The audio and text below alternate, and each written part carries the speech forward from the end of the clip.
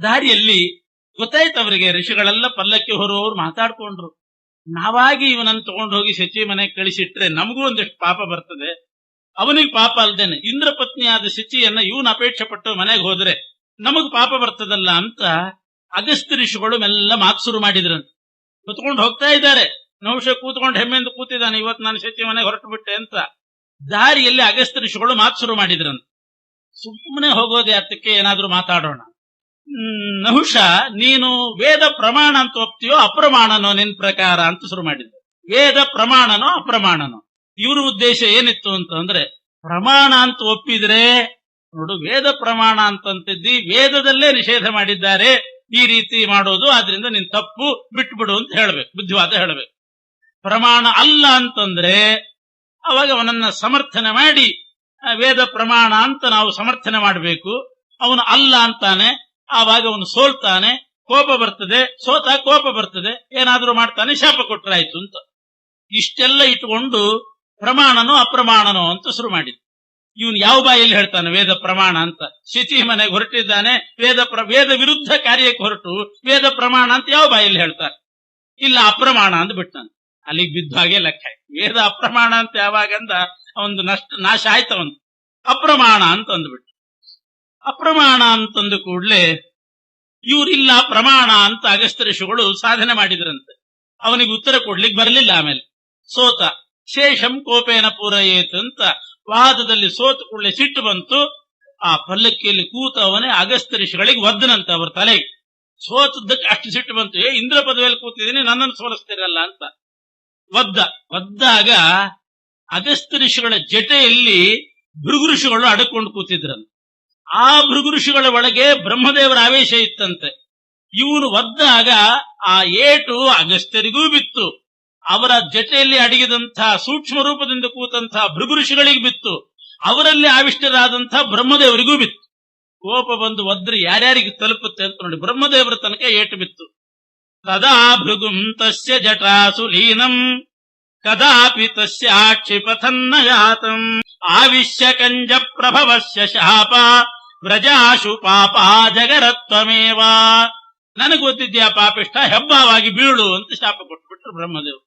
ಯಾಕೆ ಅಗಸ್ತ್ಯರೇ ಕೊಡಬಹುದಾಗಿತ್ತಲ್ಲ ಅಂತಂದ್ರೆ, ಅಗಸ್ತ್ಯರಿಗೆ ಶಾಪ ಕೊಡುವಷ್ಟು ಶಕ್ತಿ ಇದಿಲ್ಲ. ಯಾಕೆಂದ್ರೆ ಇವರನ್ನು ನೋಡಿದ್ರಿಂದ ಇವ್ರ ತಪಸ್ಸೆಲ್ಲ ಅವನಿಗೆ ಹೋಗಿಬಿಟ್ಟಿತ್ತಂತ. ಅದು ದೇವತೆಗಳು ಮಾಡಿಟ್ಟ ಅನರ್ಥ. ಇಂದ್ರ ಪದವಿಯಲ್ಲಿ ಕೂಡಿಸ್ಲಿಕ್ಕೆ ನೀ ಯಾರ್ಯಾರು ನೋಡ್ತೇವೆ ಅವ್ರ ತಪಸ್ಸು ಬರಲಿ ಎಂದಿದ್ರು. ಇವನ್ ತಪಸ್ಸೆಲ್ಲ ಅಲ್ಲಿ ಹೋಗಿಬಿಟ್ಟಿತ್ತು. ಆದ್ರಿಂದ ಬ್ರಹ್ಮದೇವರ ಆವಿಷ್ಟರಾಗುವಾಗಲೂ ಕೂಡ ಅಗಸ್ತ್ಯರಲ್ಲಿ ಆವೇಶ ಆಗಲಿಲ್ಲ. ಅವರ ಜಟೆಯಲ್ಲಿ ಅಡಕ್ಕೊಂಡು ಕೂತಂತಹ ಭೃಗು ಋಷಿಗಳಲ್ಲಿ ಆವಿಷ್ಟರಾಗಿ ಅವರೇ ಶಾಪ ಕೊಟ್ರಂತೆ.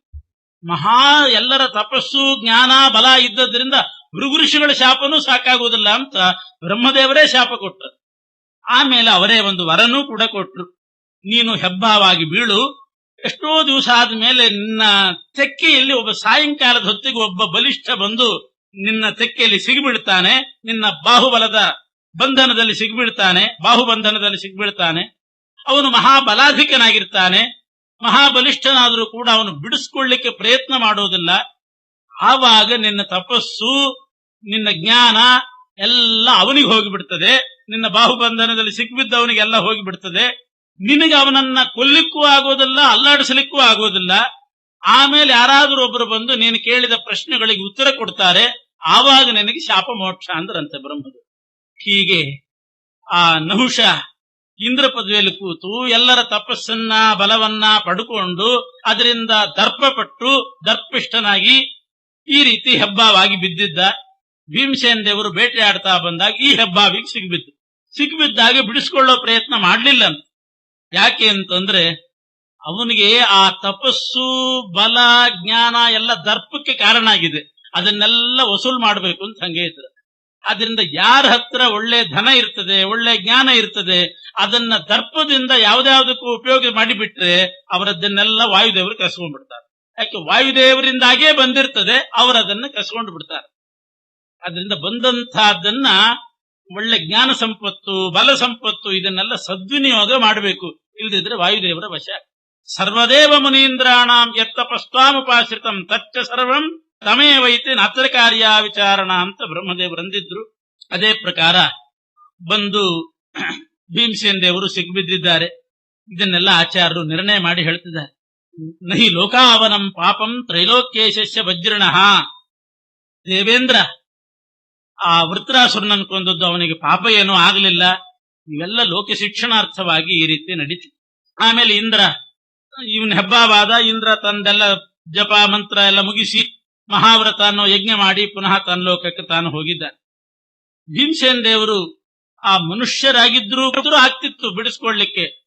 ಬ್ರಹ್ಮದೇವರು ವರ ಕೊಟ್ಟಿದ್ರಲ್ಲ, ಆದ್ರಿಂದ ಅದನ್ನೂ ಮಾಡ್ಲಿಕ್ಕೆ ಹೋಗ್ಲಿಲ್ಲ ಅಂತ ಸುಮ್ಮನೆ ಇರ್ತಾನೆ. ಆವಾಗ ತಪಸ್ಸೆಲ್ಲ ಬರ್ಲಿ ಅಂತ ಹೇಳಿ ಬ್ರಹ್ಮದೇವರದ್ದು ಮಾತಿತ್ತು. ಅದೇ ಪ್ರಕಾರ ಭೀಮಸೇನ ದೇವರು ಸುಮ್ಮನೆ ಇದ್ದಾರೆ. ತಮ್ಮ ದೇವತ್ವವನ್ನಂತೂ ಪ್ರದರ್ಶನ ಮಾಡಲೇ ಇಲ್ಲ, ಪುಣ್ಯ ಬರಲಿ ಅನ್ನೋ ಉದ್ದೇಶದಿಂದ. ನಾನು ಪ್ರಶ್ನೆ ಕೇಳಿದ್ರೆ ಅದಕ್ಕೆ ನಾ ಪ್ರಶ್ನೆ ಕೇಳ್ತೀನಿ, ಉತ್ತರ ಕೊಟ್ರೆ ನೀನ್ ಬಿಡ್ತೀನಿ ಅಂತ ಅಂತತ್ತೆ ಆ ಹೆಬ್ಬಾವು. ನಾನು ಕೆಲವು ಪ್ರಶ್ನೆ ಕೇಳ್ತೀನಿ, ಉತ್ತರ ಕೊಟ್ರೆ ಬಿಡ್ತೀನಿ ಅಂತ. ನೀನ್ ಬಿಡೋದು ಬೇಡ, ನಿನ್ ಪ್ರಶ್ನೆಗೆ ನಾವು ಉತ್ತರನೂ ಕೊಡೋದಿಲ್ಲ ಅಂದ್ರಂತೆ ಭೀಮಸೇನ. ಅಲ್ಲಿ ಒಂದು ಸ್ವಾರಸ್ಯ ಬರೀತಾರೆ.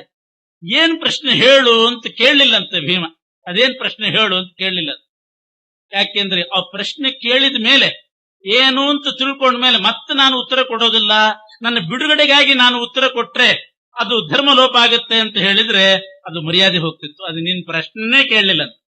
ಹೇಳೋದು ಹೇಳು, ಏನ್ ಕೇಳಿ ನೋಡೋಣ ಅಂತ ಹೇಳಿ ಅವನು ಕೇಳಿದ ಮೇಲೆ ಆಮೇಲೆ ಶಾಸ್ತ್ರ ಹೇಳಿದ್ರೆ ಇಲ್ಲ, ಪ್ರಶ್ನೆಗೆ ಜೀವನಕ್ಕಾಗಿ ನಿನ್ನ ಪ್ರಶ್ನೆಗೆ ಉತ್ತರ ಕೊಡಬಾರ್ದು, ಅದಕ್ಕೆ ಕೊಡೋದಿಲ್ಲ ಅಂತಂದ್ರೆ ಪ್ರಶ್ನೆ ಕೇಳ್ಕೊಂಡ ಉತ್ತರ ಕೊಡೋ ಸಾಮರ್ಥ್ಯ ಇಲ್ಲ, ಈ ಸಬೂಬ್ ಹೇಳ್ತಾನೆ ಅಂತ ಅನ್ಕೋತಾರೆ. ಅದಕ್ಕೋಸ್ಕರ ಭೀಮಸೇನ ದೇವರು ನಿನ್ನ ಪ್ರಶ್ನೆ ಏನು ಅಂತಲೇ ಕೇಳಲಿಲ್ಲ. ಜೀವನಕ್ಕಾಗಿ ಉತ್ತರ ಕೊಡು ಅಂತಂತಿದ್ಯಲ್ಲ, ಅದು ಮಾತ್ರ ಅಲ್ಲ. ಶಿಷ್ಯಸ್ತೇಹಂ ಅಂತ ಕೇಳು, ಶಿಷ್ಯನಾಗಿ ಕೇಳು, ಉತ್ತರ ಕೊಡ್ತೆ. ನನ್ನ ಬದುಕಿಗಾಗಿ ನಿನಗೆ ತತ್ವ ವಿಚಾರದಲ್ಲಿ ನಾನು ಉತ್ತರ ಹೇಳೋದು. ಯಾಕೆಂದ್ರೆ ಭಗವಂತನ ತತ್ವ ವಿಚಾರದ ಪ್ರಶ್ನೆ ಯಾರಾದ್ರೂ ಕೇಳಿದಾಗ ಉತ್ತರ ಹೇಳಬೇಕು, ಆದ್ರೆ ತಮ್ಮ ಜೀವನಕ್ಕಾಗಿ ಉತ್ತರ ಹೇಳಬಾರದು. ಪರಮಾತ್ಮನ ತತ್ವಶಾಸ್ತ್ರವನ್ನ ಜೀವನಕ್ಕಾಗಿ ಎಂದೂ ಕೂಡ ಬಳಸ್ಕೊಳ್ಬಾರದು, ಅದು ಜೀವನೋಪಾಯ ಆಗಬಾರದು ಅಂತಿದೆ. ಆದ್ರಿಂದ ನನ್ನ ಬಿಡುಗಡೆ ಹೊಂದಲಿಕ್ಕಾಗಿ ನಿನಗೆ ಹೇಳೋದಿಲ್ಲ. ನಿನಗೆ ಜ್ಞಾನ ಬೇಕು ಅಂತಿದ್ರೆ ನಾನು ಹೇಳ್ತೇನೆ. ಯಾವಾಗ್ಲೂ ವಿದ್ಯೆಯನ್ನ ಇನ್ನೊಬ್ಬರಿಗೆ ಹೇಳಬೇಕಾದ್ದೆ. ಪಾತ್ರೇ ವಿದ್ಯಾಂ ಅದಾತಾಚ ಬಲಿವರ್ಧ ಅಂತ ಹೇಳ್ತಾರೆ. ಯೋಗ್ಯರಿಗೆ ವಿದ್ಯೆ ಹೇಳ್ಕೊಡದೆ ಇದ್ರೆ ಎತ್ತಿನ ಜನ್ಮ ಬರ್ತದಂತ. ಆದ್ರೂ ಭೀಮಸೇನ ದೇವರು ಹೇಳ್ಕೊಡ್ಲಿಲ್ಲ. ಯಾಕೆ? ಅವನು ಕೇಳುವಾಗ ಹ್ಯಾಕೆ ಕೇಳಿದ್ದ? ನನಗೆ ತತ್ವ ತಿಳ್ಕೊಳ್ಬೇಕಾಗಿದೆ ಹೇಳು ಅಂತ ಶ್ರದ್ಧೆಯಿಂದ ವಿನಯದಿಂದ ಪ್ರಶ್ನೆ ಮಾಡಿದ್ರೆ ಹೇಳಬಹುದಾಗಿತ್ತು. ಅವನು ಪ್ರಶ್ನೆ ಕೇಳ್ತೀನಿ ಅಂತ ಅನ್ನುವಾಗ ಉದ್ದೇಶ ಏನಿತ್ತು? ಅವನು ನಿನ್ನ ಬಿಡುಗಡೆ ಆಗಬೇಕಾಗಿದ್ರೆ ನನ್ನ ಪ್ರಶ್ನೆಗೆ ಉತ್ತರ ಕೊಡು ಅಂದ. ಅದಕ್ಕೆ ಸಮರ್ಥನಾದಂತಹ ಭೀಮ ಏನು ಪ್ರಶ್ನೆ ಅಂತಲೂ ಕೇಳಲಿಕ್ಕೆ ಹೋಗ್ಲಿಲ್ಲಂತೆ. ತತ್ ಪ್ರಶ್ನೆ ಪರಿಹಾರೇಣ ನಾತ್ಮ ಮೋಕ್ಷಂ ಸಮೈಚ್ಛತ. ಭೀಮ ಸುಮ್ಮನೆ ಇದ್ದಾನೆ, ಆದರೂ ಅವನನ್ನು ಅಲ್ಲಾಡಿಸ್ಲಿಕ್ಕೆ ಆಗ್ಲಿಲ್ಲಂತೆ ಹೆಬ್ಬಾವಿಗೆ. ಭೀಮನ ಉದ್ದೇಶ ಏನಿತ್ತು ಅಂತಂದ್ರೆ, ಇವತ್ತಲ್ಲ ನಾಳೆ ನೀನ್ ಬಿಟ್ಟೇ ಬಿಡ್ತೀನಿ ನಾನು. ಯಾಕೆಂದ್ರೆ ಭೀಮನ ದೇಹ ವಜ್ರದಂತೆ ಕಠಿಣವಾದ ದೇಹ. ಅದನ್ನು ಗಟ್ಟಿ ಹಿಡಿಯೋಣ ಅಂತ ಹೋದಷ್ಟು ಅವನಿಗೇನೆ ಶ್ರಮ ಆಗ್ತದೆ. ಇನ್ಯಾವುದನ್ನಾದ್ರೂ ಆಲಿಂಗನೆ ಮಾಡಬಹುದು. ಕಲ್ಲನ್ನು ಹೋಗಿ ಗಟ್ಟಿ ಆಲಿಂಗನೆ ಮಾಡ್ತೀನಿ ಅಂತಂದ್ರೆ ಇವನು ಮೈ ಪುಡಿ ಆಗ್ತದೆ ಅಷ್ಟೇ. ಆದ್ರಿಂದ ಭೀಮಸೇನ ದೇವರು ನನ್ನ ದೇಹ ವಜ್ರ ಕಠಿಣ, ಎಷ್ಟು ಬಿಗಿ ಹಿಡಿದಷ್ಟು ಅವನಿಗೆ ಶ್ರಮ ಆಗ್ತದೆ. ಆದ್ರಿಂದ ಮತ್ತು ಅವನ ತಪಸ್ಸು ಇದೆಲ್ಲ ನನಗೆ ಬಂದೇ ಬರ್ತದೆ ಬ್ರಹ್ಮದೇವರ ಮಾತಿನಂತೆ. ಆವಾಗ ಅವನ ತಪಸ್ಸು ಬಲ ಹೋದ್ಮೇಲೆ ತಾನೇ ಸಡ್ಲಾಗಿ ಬಿಟ್ಟು ಬಿಡ್ತಾನೆ. ಆಮೇಲೆ ಹೋದ್ರಾಯ್ತು, ನನಗೆ ಹೋಗಿ ಆದ್ರೂ ಮಾಡೋದು ಏನಿದೆ ಅಂತ ಆರಾಮ್ ಕೂತ್ಬಿಟ್ರಂತ ಹೆಬ್ಬಾವಿನ ಬಂಧನದಲ್ಲಿ. ಆಮೇಲೆ ಯಾಕೋ ಬರ್ಲಿಲ್ಲ ಭೀಮ ಅಂತ ಧರ್ಮರಾಜ ಇವರೆಲ್ಲ ಹುಡುಕೊಂಡು ಬರ್ತಾರೆ. ಬಂದಾಗ ಇಲ್ಲಿ ಧರ್ಮರಾಜ ಒಬ್ಬ ಬಂದ, ಹೆಬ್ಬಾವಿನ ಬಂಧನದಲ್ಲಿದ್ದದ್ದನ್ನು ನೋಡಿ ಇದೇನಿದು ಅಂತ ಕೇಳಿ ಆಮೇಲೆ ಆ ಹೆಬ್ಬಾವೇ ಕೇಳಿತಂತೆ. ಪ್ರಶ್ನೆ ಕೇಳ್ತೇನೆ ಉತ್ತರ ಕೊಡು ಅಂತಂದಾಗ ಧರ್ಮರಾಜ ಉತ್ತರ ಕೊಡ್ತಾನೆ. ಅಷ್ಟೊತ್ತಿಗೆ ಅದರದ್ದು ಬಲ ಎಲ್ಲ ಹೋಗಿಬಿಟ್ಟಿತ್ತಂತೆ. ಸ್ರಸ್ತಭೋಗ ಶನೈ ಗತೆ ಭೀಮೆ ನಿಮಿತ್ತಾನಿ ದೃಷ್ಟ ರಾಜಾ ಯುಧಿಷ್ಠಿರ ಪಪ್ರಚ್ಚ ಕೊಗತೋ ಭೀಮ ಇತಿ ಕೃಷ್ಣಾಂ ಚಲನ್ಮನಾಹ. ಮತ್ತೆ ದ್ರೌಪದಿಯನ್ನು ಕೇಳಿದ, ಬೇಟಾಡ್ಲಿಕ್ಕೆ ಹೋಗಿದ್ದಾನೆ ಅಂತಂದಾಗ ಅಲ್ಲಿ ಹುಡುಕೊಂಡು ಬರ್ತಾನೆ. ಸಕಾರಣಂ ನಹುಷಾತ್ ಸರ್ವಮೇವ ಶುಶ್ರಾವ. ನಹುಷ ತಾನು ಹೆಬ್ಬಾವಾದದ್ದು ತನ್ನ ವಿಚಾರ ಎಲ್ಲ ಹೇಳಿದ. ಪ್ರಶ್ನೆಗೆ ಉತ್ತರ ಕೊಡ್ತೇನೆ ಅಂತ ಧರ್ಮರಾಜ ಉತ್ತರ ಕೊಟ್ಟ ಮೇಲೆ ಭ್ರಾತೃ ಸ್ನೇಹಾದ್ ವ್ಯಾಕರೋ ಧರ್ಮಸೂನು ತದೈವ ಸೋಪ್ಯಾರುಹತ್ ಸ್ವರ್ಗಲೋಕಂ. ಅವನ ಹೆಬ್ಬಾವಿನ ಜನ್ಮ ಹೋಗಿ ಅವನು ಪುನಃ ಸ್ವರ್ಗಕ್ಕೆ ಹೋದ ನಹುಷ. ಅನಂತರ ಧರ್ಮರಾಜ ಭೀಮನನ್ನ ಕರ್ಕೊಂಡು ಬಂದು ಎಲ್ರಿಗೂ ವಿಷಯ ಹೇಳಿದನಂತೆ, ಹೀಗೀಗಾಯ್ತು ಅಂತ. ಎಲ್ರೂ ಒಂಥರ ನಾಚಿಕೆ ಹಾಕಿಬಿಡ್ತಂತೆ ಎಲ್ರಿಗೂ. ಇಷ್ಟು ಸಮರ್ಥನಾಗಿ ನೀನು ಆ ಹೆಬ್ಬಾವಿ ಹಿಡ್ಕೊಂಡಿದೆ ಅಂತ ಅಲ್ಲೇ ಇದ್ದು ಬಿಡೋದೆ, ಬೇರೆಯವ್ರು ಏನ್ ತಿಳ್ಕೊಂಡಾರು? ನೀನೇನೋ ಅವನ ತಪಸ್ಸು ಜ್ಞಾನ ಬರ್ಲಿ ಅಂತ ನೀನ್ ಕೂತಿ, ಆದ್ರೆ ಬೇರೆಯವರು ಅಸಮರ್ಥನಾಗಿ ಭೀಮ ಹಾಗೆ ಕೂತ್ಬಿಟ್ಟಿದ್ದ, ಒಂದು ಹೆಬ್ಬಾವನ್ ಕೈಯಿಂದ ಬಿಡಿಸ್ಕೊಳ್ಲಿಕ್ಕೆ ಆಗ್ಲಿಲ್ಲ ಅಂತ ಅಂದ್ಕೊಂಡ್ರೆ ನನ್ನ ಬಗ್ಗೆ ಅಪವಾದ ಹಾಕೋರೆ ಜಾಸ್ತಿ. ಇದು ಒಂದು ಹಾಕಲಿಂದ ಭೀಮ ಬೇಕಾದಷ್ಟು ತಿಂತಿದ್ದೆ. ಯಾಕೆ ತಿಂತಿದ್ದೆ? ವಿಷ ಹಾಕಿರ್ತಾರೇನೋ ನೋಡಿಬಿಡೋಣ ಅಂತ ನಾನು ತಿಂತಿದ್ದೆ. ಮೊದಲು ತಿಂತಾ ಇದ್ದ ಉದ್ದೇಶ ವಿಷ ಇದ್ರೆ ನೋಡೋಣ ಅಂತ. ಯಾಕೆಂದ್ರೆ ವಿಷ ತಿಂದ್ರೆ ಇವನಿಗೇನಾಗೋದಿಲ್ಲ. ವಿಷ ಇತ್ತು ಅಂತಾದ್ರೂ ಪೂರ್ತಿ ತಿಂತಿದ್ನಂತೆ, ಯಾರಿಗೂ ಉಳಿಸ್ದೆ. ಎಲ್ರೂ ಹೊಟ್ಟೆ ಬಾಕ ಅಂದ್ರು. ಅದ್ರಂಗೆ ಇನ್ನೊಂದು ಮಾತಂದ್ರೆ ಅನ್ಲಿ, ನನ್ನ ಉದ್ದೇಶನೇ ಬೇರೆ ಇದೆ ಅಂತ ಭೀಮಸೇನ್ ದೇವರು ಅವರೆಲ್ಲರಿಗೂ ವ್ಯಥೆ ಪರಿಹಾರ ಮಾಡಿದ್ರಂತೆ. ಬಂದ ಮೇಲೆ ಇಷ್ಟು ನಡೆದಾಗ ಶ್ರೀಕೃಷ್ಣ ಬಂದಂತೆ. ಮತ್ತೆ ಬೆಟ್ಟ ಎಲ್ಲ ಇಳ್ಕೊಂಡು ಮೇರು ಪರ್ವತದಿಂದ ಬಂದಿದ್ದಾರೆ ಅಂತ ಗೊತ್ತಾದ ಕೂಡಲೇ ಕೃಷ್ಣ ಸತ್ಯಭಾಮೆಯನ್ನು ಕರೆಕೊಂಡು ಬರ್ತಾನೆ. ಬಂದಾಗ ಸತ್ಯಭಾಮೆ ದ್ರೌಪದಿ ಭೀಮ ಇವ್ರನ್ನೆಲ್ಲ ನೋಡಿದ್ಲು. ಸತ್ಯಭಾಮೆ ನೋಡಿ ಆಶ್ಚರ್ಯ ಆಯ್ತು ಅವಳಿಗೆ. ಎಷ್ಟು ಅನ್ಯೋನ್ಯವಾಗಿದ್ದಾರಲ್ಲ ಇವರು, ಕಾಡಿನಲ್ಲಿದ್ರು ಕೂಡ. ಸಾಮಾನ್ಯವಾಗಿ ಒಬ್ಬ ಪತಿಗೆ ಏನೋ ದುರವಸ್ಥೆ ಬಂದು ಒಂದು ನೌಕರಿ ಹೋದ್ರೆ ಅಥವಾ ಇನ್ನೇನೋ ಪ್ರಸಂಗ ಬಂದು ಊರ್ ಬಿಟ್ಟು ಹೋಗೋ ಪ್ರಸಂಗ ಬಂದ್ರೆ ಮೊದಲು ಬಯಸ್ಕೊಳ್ಳೋದು ಹೆಂಡಂದ್ರ ಕೈಯಿಂದ. ನಮ್ಮಪ್ಪ ಇನ್ಯಾರಿಗಾದ್ರೂ ಕೊಟ್ರೆ ಬರ್ತಿತ್ತು ಅಂತಲೇ ರಾಗ ಹೇಳಿತಾರಂತ. ಹಾಗೆಲ್ಲಾದ್ರೂ ದ್ರೌಪದಿಗೆ ಅನಿಸಿದೆಯೇನೋ ಅಂತ ಬಂದಂತೆ ಸತ್ಯಭಾಮೆ. ಅದಕ್ಕೆ ಮುದ್ದಾಂ ಬಂದಿಲ್ಲಂತೆ, ದ್ರೌಪದಿನ ಮಾತಾಡಿಸ್ಬೇಕು ಅಂತ. ಮೊದಲನೇ ಸಲ ಬಂದಾಗ ಕೃಷ್ಣ ಒಬ್ಬ ಬಂದಿದ್ದ. ಎರಡನೇ ಸಲ ಬಂದಾಗ ಕೃಷ್ಣನ್ ಜೊತೆಗೆ ಸತ್ಯಭಾಮೆ ಬಂದು ನೋಡ್ತಾಳೆ. ಪರೀಕ್ಷಂತ್ಯ ಸತ್ಯಯ ಸರ್ವವೇತ್ರ ನಿರ್ದೋಷಯ ಚೋದಿತ ಪ್ರಾಹ ಕೃಷ್ಣ. ಎಲ್ಲ ಗೊತ್ತಿದೆ, ಆದ್ರೂ ಲೋಕದೃಷ್ಟಿಯನ್ನ ವಿಡಂಬನೆ ಮಾಡ್ತಾ ಸತ್ಯಭಾಮೆ ಬಂದು ನೋಡಿದ್ಲು. ಬಹಳ ಅನ್ಯೋನ್ಯವಾಗಿದ್ರು. 5 ಮಂದಿ ಪಾಂಡವರು ಕೂಡ ದ್ರೌಪದಿ ದೇವಿ ಜೊತೆಗೆ ಬಹಳ ಸುಖವಾಗಿದ್ದಾರೆ. ದ್ರೌಪದಿ ದೇವಿ ಚೆನ್ನಾಗಿದ್ಲು. ದ್ರೌಪದಿ ಹೇಳಿದಂಗೆ ಇವರೆಲ್ಲ ಕೇಳ್ತಾನೂ ಇದ್ರು. ಹೂ ತಗೊಂಡ್ ಬಾ ಅಂದ್ರೆ 2 ಸಲ ತಂದಿದ್ದ. ಒಂದ್ಸಲ ತಂದು ಕೊಟ್ಟರೆ ಸಾಲದೆ ಅಂತ ಕೇಳಲಿಲ್ಲ ಭೀಮ, 2 ಬಾರಿ ತಂದು ಕೊಟ್ಟಿದ್ದ. ಇದನ್ನೆಲ್ಲ ನೋಡಿ ಸತ್ಯಭಾಮೆ ಕೇಳಿಲ್ಲಂತೆ. ಏಕಾಂತದಲ್ಲಿ ದ್ರೌಪದಿಯನ್ನು ಕೇಳ್ತಾಳಂತೆ. ದ್ರೌಪದಿ, ಇಷ್ಟು ನೀನು ಗಂಡಂದ್ರನ್ನ ನಿನಗೆ ಇಷ್ಟು ಪ್ರಿಯರಾಗಿ ನಡ್ಕೊಳ್ಳೋ ಹಾಗೆ ಮಾಡ್ಕೊಂಡಿದ್ದಿ, ಏನಾದ್ರೂ ಮಾಟ ಮದ್ದು ಏನಾದ್ರೂ ಇದೆಯೋ ನಿನ್ನ ಹತ್ರ ಅಂತ ಕೇಳಿಲ್ಲ. ಮದ್ಗಿದ್ದು ಹಾಕಿದ್ದೀಯೋ, ಮಾಟ ಮಾಡಿದ್ದೀಯೋ, ಅಥವಾ ಏನಾದ್ರೂ ಮಂತ್ರ ಇಟ್ಕೊಂಡಿದ್ಯೋ ಹೇಗೆ ಅಂತ ಸತ್ಯಭಾಮೆ ಪ್ರಶ್ನೆ ಮಾಡಿದ್ಲಂತೆ. ದ್ರೌಪದಿ ದೇವಿ ಒಂದ್ ರೀತಿ ಉಪಹಾಸ ಮಾಡಿ ಉತ್ತರ ಕೊಟ್ಲಂತೆ. ನೋಡು ಸತ್ಯಭಾಮೆ, ನಿನಗೊಂದು ವಿಷಯ ಹೇಳಿರ್ತೀನಿ. ಎಂದಿಗೂ ಕೂಡ ಗಂಡಂದ್ರು ಸರಿಯಾಗಿರ್ಬೇಕು, ತಮಗೆ ಅನುಕೂಲವಾಗಿರ್ಬೇಕು ಅಂತಂದ್ರೆ ಮದ್ಗಿದ್ದು ಎಂದೂ ಹಾಕ್ಲಿಕ್ಕೆ ಹೋಗುವ. ಮದ್ದು ಹಾಕೋದು ಅಥವಾ ಇನ್ನೇನೋ ಮಾಟ ಮಾಡಿಸಿದೆ, ಇನ್ಯಾವುದೋ ರೀತಿಯಿಂದ ತಮ್ಮ ಕಡೆಯವರಿಂದ ಇವರಿಗೆ ಇನ್ಫ್ಲುಯೆನ್ಸ್ ತರಿಸಿದೆ, ಬೆದರಿಕೆ ಹಾಕಿಸಿದೆ, ಹಿಂಗೇನಾದ್ರೂ ಮಾಡಿದ್ರೆ ಅದು ಆ ಹೆಣ್ಣು ಮಕ್ಕಳಿಗೆ ಅನರ್ಥ ಅಂದ್ಲಂತೆ ದ್ರೌಪದಿ. ಯಾಕೆ ಅಂತಂದ್ರೆ ಆ ರೀತಿ ಏನಾದ್ರೂ ಹೆಣ್ಣು ಮಕ್ಕಳು ಮಾಡ್ತಾರೆ ಅಂತ ಗಂಡನಿಗೆ ಗೊತ್ತಾಗಿ ಬಿಟ್ರೆ, ಇವಳು ಮದ್ದು ಹಾಕುವವಳು ನನ್ನ ಮನೆಯಲ್ಲಿ ಸೇರ್ಕೊಂಡಿದ್ದಾಳೆ ಅಂತ ಗೊತ್ತಾದ್ರೆ ಮನೆಯಲ್ಲಿ ಒಂದು ಹಾವು ಸೇರಿದೆ ಅಂತನ್ನೋ ಹಾಗೆ ಹೆದರಿ ಬಿಡ್ತಾನಂತ. ಒಂದು ಹಾವನ್ನೇ ತಂದಿಟ್ಟುಕೊಂಡಿದ್ದೀನಿ ನಾನು ಅಂತ ಅಂದ್ಕೋತಾನೆ. ಅಥವಾ ಯಾವ್ದಾದ್ರೂ ಒಂದು ರೀತಿ ಅವರ ಮೇಲೆ ಬೆದರಿಕೆ, ಬಲಾತ್ಕಾರ, ಈ ರೀತಿ ಮಾಟ ಮದ್ದು ಇಂಥದ್ದು ಮಾಡ್ತಾಳೆ ಇವಳು ಅಂತ ಗೊತ್ತಾದ ಕೂಡಲೇ ದಿನೇ ದಿನೇ ದಿನೇ ಅವನು ಕೊರಗುತ್ತಾ ಬರ್ತಾನಂತ. ಎಂಥ ಪಾಣಿಗ್ರಹಣ ಮಾಡಿಬಿಟ್ಟೆ ನಾನು ಅಂತ ಕೊರಗಿ ಅವನು ನಿಸ್ಸಾರನಾಗ್ತಾನೆ. ಅದರ ದುಷ್ಪರಿಣಾಮ ಇವರಿಗಾಗ್ತದೆ, ಅವರಿಗೆ ಆಗ್ತದೆ, ಹೆಂಡಂದರಿಗೆ ಆಗ್ತದೆ. ಈ ರೀತಿ ಗಂಡಂದರನ್ನ ವಶದಲ್ಲಿಟ್ಟುಕೊಳ್ಳೋದಲ್ಲ. ಗಂಡಂದರನ್ನ ವಶದಲ್ಲಿಟ್ಟುಕೊಳ್ಬೇಕಾಗಿದ್ರೆ ಅವರಿಗೆ ಹಿತವಾದ ನುಡಿ, ಪ್ರಿಯವಾದ ಆಚರಣೆ ಹಾಗೆ ಮಾಡಿಕೊಂಡು ಅವರನ್ನ ಸದಾ ಉಲ್ಲಾಸದಲ್ಲಿದ್ರೆ ಅವರನ್ನು ಗೆಲ್ಲಬಹುದು.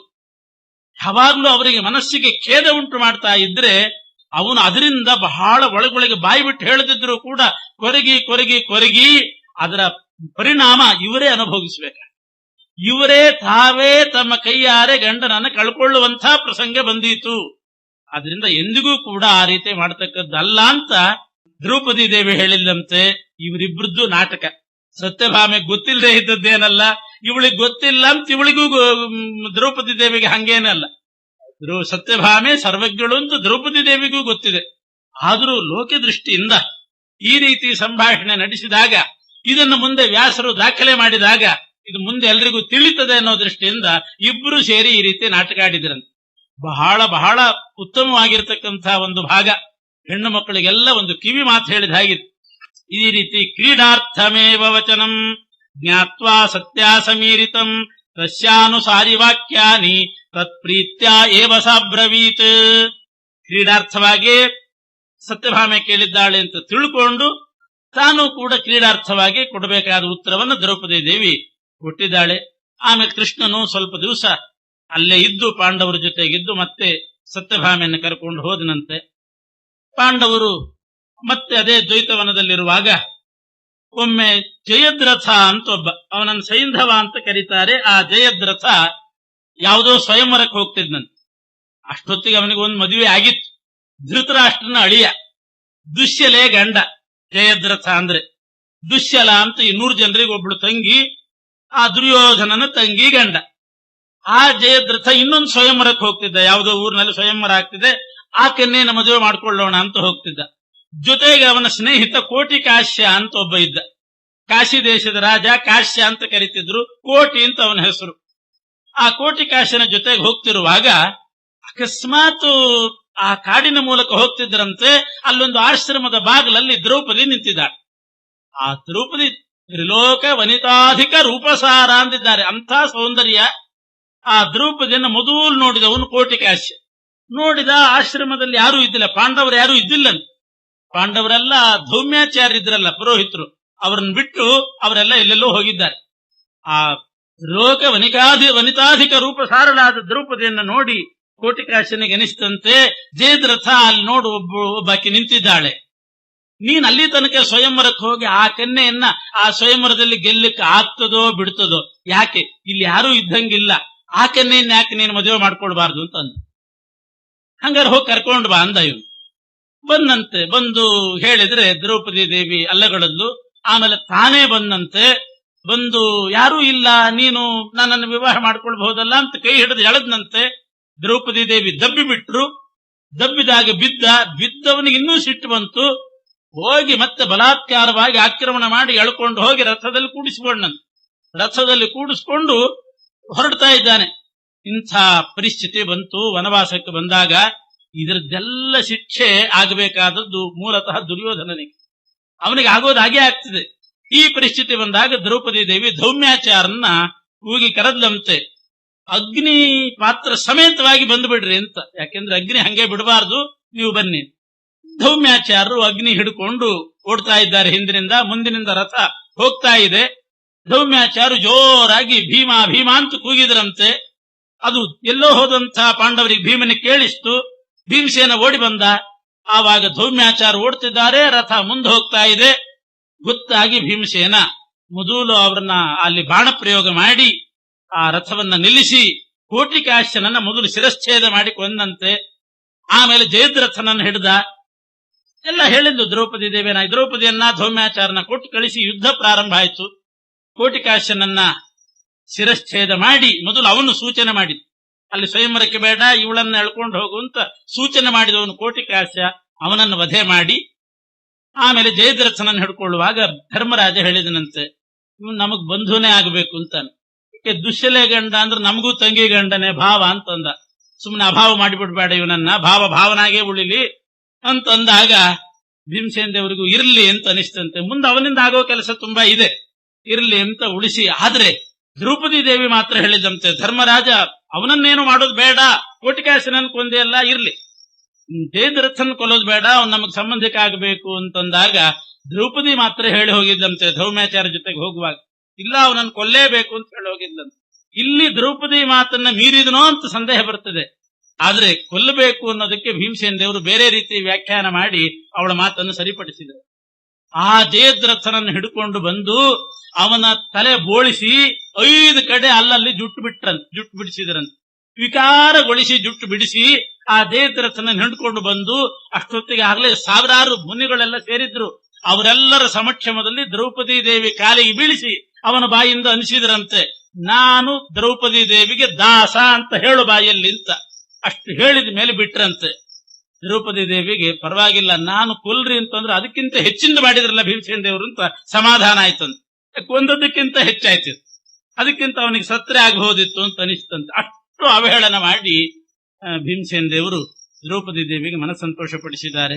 ಭೀಮಸೇನ ದೇವರು ವನವಾಸದಲ್ಲಿದ್ದಾಗ ಜಯದ್ರಥ ಅಂತ ದುಶ್ಯಲೆಯ ಗಂಡ ಧೃತರಾಷ್ಟ್ರನ ಅಳಿಯ, ಅವನು ದ್ರೌಪದಿ ದೇವಿಯನ್ನು ಅಪಹರಿಸಿಕೊಂಡು ಹೋಗುವಾಗ ಭೀಮಸೇನ ದೇವರು ಬಂದು ಅವನಿಗೆ ಆ ಸಲಹೆ ಕೊಟ್ಟಂತ, ಆ ಕಾರ್ಯದಲ್ಲಿ ತೊಡಗಿಸಿದಂಥ ಕೋಟಿಕಾಶ್ಯನನ್ನ ಸಂಹಾರ ಮಾಡಿ ಅವನ ಶಿರಚ್ಛೇದ ಮಾಡಿ, ಆ ಜಯದ್ರಥನಿಗೆ ಮಾತ್ರ ಬಹಳ ಅವಮಾನ ಮಾಡಿದ್ದಾರೆ.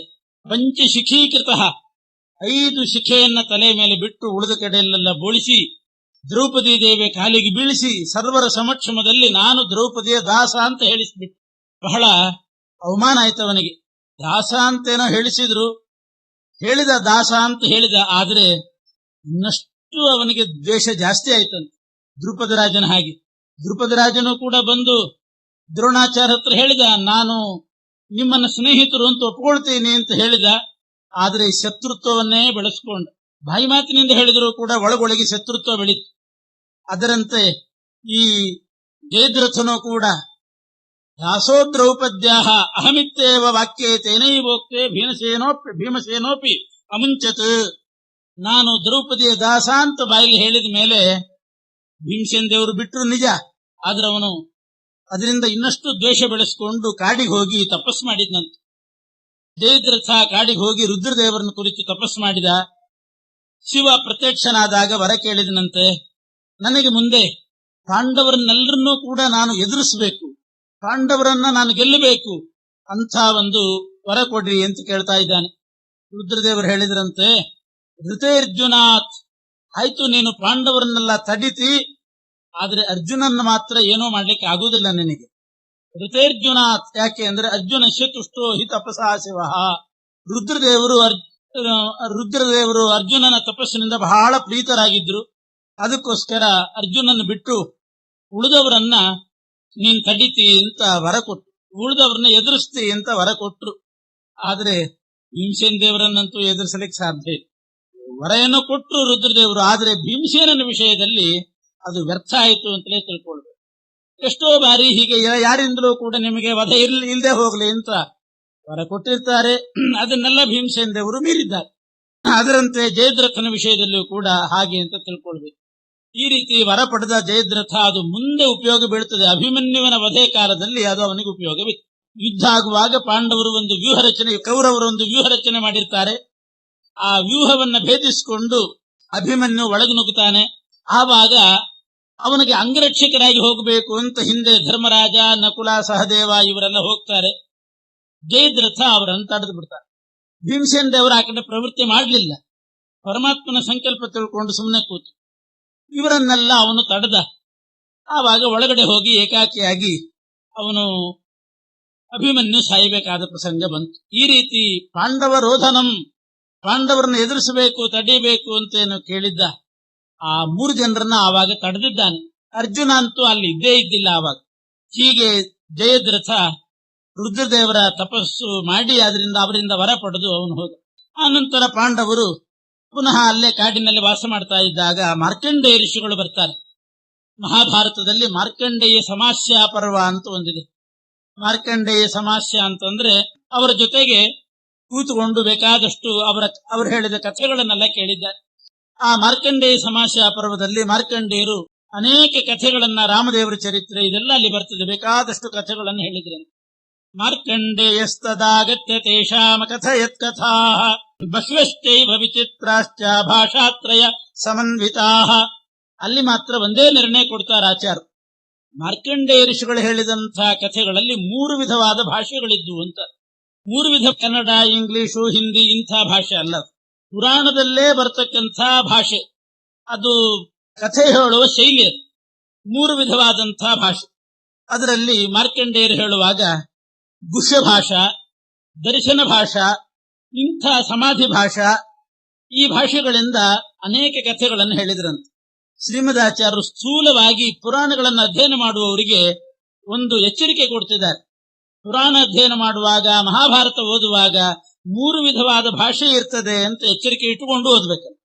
ರೀತೀನಾಂ ಭಾಷಾತ್ರಯಂ ನ ಜಾನಾತಿ, 3 ಭಾಷೆ ಗೊತ್ತಿಲ್ಲದಿದ್ರೆ, 3 ವಿಧವಾದಂತಹ ರೀತಿಗಳು ಗೊತ್ತಿಲ್ಲದೆ ಇದ್ರೆ ಅವನಿಗೆ ಪುರಾಣ ಓದ್ಲಿಕ್ಕೆ ಸಾಧ್ಯ ಇಲ್ಲ, ಪುರಾಣ ಅರ್ಥ ಮಾಡ್ಕೊಳ್ಳಿಕ್ಕೆ ಆಗೋದಿಲ್ಲ ಅಂತಾರೆ. ಆ ರೀತಿಯಾದಂತಹ ಭಾಷೆಗಳಿದೆ ಅಂತ. ಮಾರ್ಕಂಡೇಯ ಹೇಳಿದಂತಹ ಕಥೆಗಳಲ್ಲಿ ಕೆಲವೆಲ್ಲ ದರ್ಶನ ಭಾಷಾ, ಲೋಕದರ್ಶನ ಭಾಷಾ ಅಂತಿತ್ತಂತೆ. ಲೋಕದರ್ಶನ ಭಾಷಾ ಅಂತಂದ್ರೆ ಲೋಕದಲ್ಲಿ ನೀತಿ ತಿಳಿಸ್ಲಿಕ್ಕೋಸ್ಕರ ಕೆಲವು ಕಥೆ ಹೇಳ್ತಾರಂತೆ. ಲೋಕದರ್ಶನಮಾಶ್ರಿತ್ಯ ದೇವಾಶ್ಚ ಮುನಯಸ್ತಥಾ ಬ್ರೂಯುಃ ಕಥಾಃ ತತ್ರ ಶಿಕ್ಷಾಗ್ರಾಹ್ಯಾಃ ನಾರ್ಥಾಃ ಕಥಂಚನ. ಕೆಲವು ಕಥೆಗಳನ್ನು ಹೇಳ್ತಾರೆ, ಆ ಕಥೆಯ ಸ್ಪಿರಿಟ್ ಏನು ಅಂತ ತಿಳ್ಕೊಳ್ಬೇಕಷ್ಟೆ. ಅದರ ಆ ಕಥೆಯನ್ನು ವಾಸ್ತವಿಕವಾಗಿ ಹೀಗೆ ನಡೆದಿದೆ ಅಂತಲೇ ನಾವು ತಿಳ್ಕೊಳ್ಬೇಕಾಗಿಲ್ಲ. ಆ ಕಥೆ ಗುಟ್ಟು ಹಾಕಿ ಹೇಳಿದ್ರೂ ಕೂಡ ಪರವಾಗಿಲ್ಲ. ಹಾಗೂ ಒಂದು ಮಾತು ಉಂಟು, ಕೆಲವು ಕಥೆಯನ್ನು ಕೆಟ್ಟ ಕಥೆಗಳನ್ನು ಹೇಳಲೂಬಹುದಂತೆ. ಯಾಕೆ? ಆ ಕಟ್ಟು ಕಥೆಯಿಂದ ಒಳ್ಳೆ ಸ್ಪಿರಿಟ್ ನಮಗೆ ತಿಳಿಯೋದಿದ್ರೆ, ಒಳ್ಳೆ ಲೋಕ ನೀತಿ ತಿಳಿಯೋದು ಅಂತಿದ್ರೆ ಅಂಥ ಕಥೆಗಳನ್ನು ಕೂಡ ಹುಟ್ಟಿಸಿ ಹೇಳಬಹುದಂತೆ. ಅದು ವಾಸ್ತವಿಕವಾಗಿ ಇರಲೇಬೇಕು ಅಂತೇನಿಲ್ಲ. ಆ ಕಥೆಯಿಂದ ಒಳ್ಳೆ ಲೋಕಕ್ಕೆ ನೀತಿ ಸಿಗಬೇಕು, ಉತ್ತಮವಾದ ನೀತಿ ಸಿಗೋದು ಅಂತಿದ್ರೆ ಅಲ್ಲಿ ಅಂಥ ಕಥೆಗಳಲ್ಲಿ ಶಿಕ್ಷಾಗ್ರಾಹ್ಯ ನಾರ್ಥಾಕಥಂಚನ, ಆ ಕಥೆಯ ವಸ್ತುವನ್ನು ನಾವು ತಿಳ್ಕೊಳ್ಬಾರ್ದು. ಆ ಕಥೆಯಿಂದ ಬಂದಿರತಕ್ಕಂಥ ಶಿಕ್ಷಣ ಏನು, ಲೋಕಕ್ಕೆ ಏನು ಶಿಕ್ಷೆ ದೊರೀತು, ಏನು ಶಿಕ್ಷಣ ದೊರೀತು, ಏನು ನೀತಿ ಸಿಕ್ತು ಅನ್ನುವಂತಹ ನೀತಿ ಕಥೆಗಳು ಅಂತಿರ್ತದೆ. ಆ ರೀತಿ ನೀತಿಯನ್ನು ತಿಳ್ಕೊಳ್ಬೇಕಂತ ಅಂಥ ಕಥೆಗಳನ್ನು ಹೇಳಿದ್ದಾರೆ. ವಾಸ್ತವಿಕವಾಗಿ ಹಾಗಿರ್ತದೆ ಅಂತಲ್ಲ. ಈಗ ಕೆಲವು ರಾಮದೇವರ ಕಥೆಗಳನ್ನೆಲ್ಲ ಹೇಳಿದ್ದಾರೆ. ರಾಮದೇವರು ದಶರಥನಿಗೆ ಶ್ರಾದ್ದ ಮಾಡಿದ್ರು, ಆ ಋಷಿ ಮುನಿಗಳಿಗೆಲ್ಲ ಬಹಳ ವಿಶೇಷವಾದಂತಹ ರೀತಿಯಲ್ಲಿ ನಮಸ್ಕಾರ ಮಾಡಿ ಗೌರವ ಮಾಡಿದ್ರು, ಹೀಗೆಲ್ಲ ಬರ್ತದೆ. ಅಂತಂದ್ರೆ ರಾಮನೂ ಕೂಡ ಇಂಥ ವಿಧಿ ನಿಷೇಧಗಳಿಗೆ ಬದ್ಧನಾಗಿದ್ದಾನೆ ಅಂತ ಆ ವಸ್ತುವನ್ನು ತಿಳ್ಕೊಳ್ಬಾರ್ದು. ರಾಮನಿಗೆ ಯಾವ ವಿಧಿ ನಿಷೇಧಗಳು ಕೂಡ ಇಲ್ಲ. ಯಾಕೆ ಆ ರೀತಿ ಮಾಡಿದ್ದಾನೆ ಅಂತಂದ್ರೆ ಲೋಕ ಶಿಕ್ಷಣ ಆಗಬೇಕಾಗಿ, ಅಲ್ಲಿ ಶಿಕ್ಷಾಗ್ರಾಹ್ಯ ಶ್ರಾದ್ದಾದಿಗಳನ್ನ ಮಾಡಬೇಕು, ಹಿರಿಯರಿಗೆ ಗುರುಗಳಿಗೆ ದೊಡ್ಡವರಿಗೆ ನಮಸ್ಕಾರ ಮಾಡಬೇಕು, ಗೌರವ ಮಾಡಬೇಕು, ಈ ನೀತಿಯನ್ನ ತಿಳ್ಕೊಳ್ಬೇಕು ಅನ್ನೋ ಉದ್ದೇಶದಿಂದ ಅಂಥ ಕಥೆಗಳೆಲ್ಲ ಹೇಳ್ತಾರೆ. ವಾಸ್ತವಿಕವಾಗಿ ರಾಮ ಆ ರೀತಿನೇ ಆಗಿದ್ದ, ಅವನು ಅವರಿಗೆಲ್ಲರಿಗಿಂತಲೂ ಸಣ್ಣವನಾಗಿದ್ದ, ರಾಮ ಕನಿಷ್ಠನಾಗಿದ್ದ ಅಂತ ಮಾತ್ರ ತಿಳ್ಕೊಳ್ಬಾರ್ದು. ಉತ್ತಮನೇ, ಆದ್ರೆ ಅಲ್ಲಿ ನೀತಿ ಗ್ರಾಹ್ಯ. ಅರ್ಥ ಸಮಾಧಿ ಭಾಷಾ ಗ್ರಾಹ್ಯ ಸರ್ವೋಪ್ಯಸಂಶಯಂ. ಇನ್ನು ಲೋಕದರ್ಶನ ಭಾಷಾ ಅಂತಿದ್ದ ಹಾಗೆ ಸಮಾಧಿ ಭಾಷಾ ಅಂತ ಒಂದಿದೆ.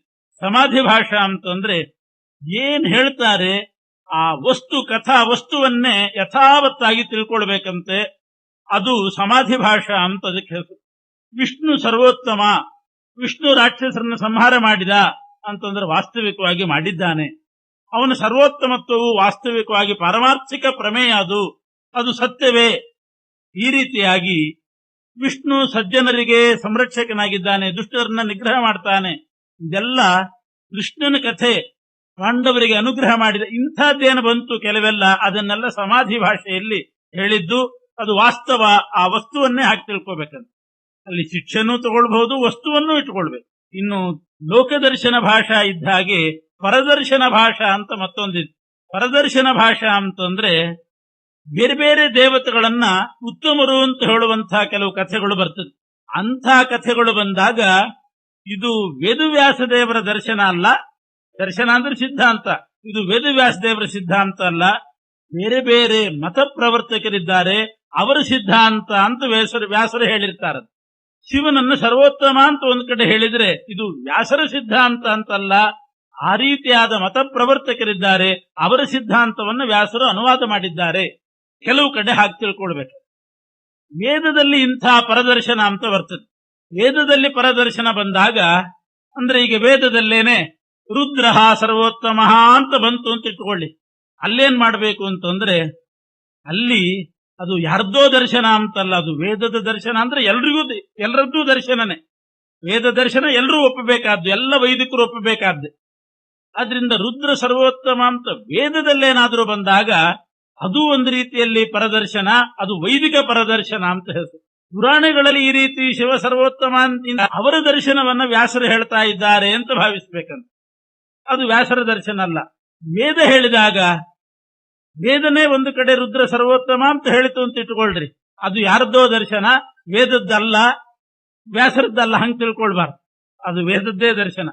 ಆವಾಗ ಅರ್ಥ ಏನ್ ಮಾಡ್ಬೇಕು ಅಂತಂದ್ರೆ ರುದ್ರ ಅಂತಂದ್ರೆ ರುಕ್ ಅಂತಂದ್ರೆ ರೋಗ, ರುಜಂ ದ್ರಾವಯತೆ ಯಸ್ಮಾತ್ ರುದ್ರಸ್ತಸ್ಮಾತ್ ಜನಾರ್ದನ.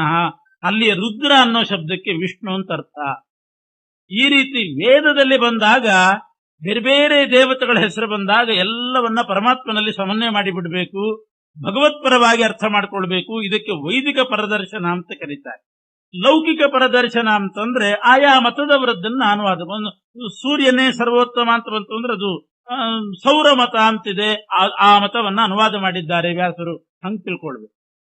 ಹೀಗೆ ಲೌಕಿಕ ಪರದರ್ಶನ, ವೈದಿಕ ಪರದರ್ಶನ ಮತ್ತು ಸಮಾಧಿ ಭಾಷಾ ಲೋಕದರ್ಶನ ಭಾಷಾ ಅಂತಂದ್ರೆ ಲೌಕಿಕ ನೀತಿ ತಿಳಿಸಲಿಕ್ಕೆ ಇರತಕ್ಕಂಥದ್ದು, ಅಲ್ಲಿ ವಸ್ತುವಿಗೆ ಬೆಲೆ ಕೊಡಬಾರ್ದು ಇಂಥ ಭಾಷೆಗಳು. ಅದ್ರ ಜೊತೆಗೆ ಗುಹ್ಯ ಭಾಷಾ ಅಂತ ಒಂದಿದೆ.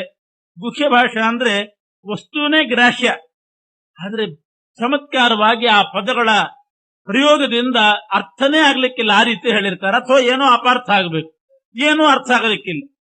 ಅಂಥ ವಾಕ್ಯಗಳೆಲ್ಲ ಇದೆ, ಮಹಾಭಾರತದಲ್ಲಿ ಬರ್ತದೆ, ಮುಂದೆ ಬರೋ ವಿರಾಟ ಪರ್ವದಲ್ಲಿ ಬರ್ತದೆ.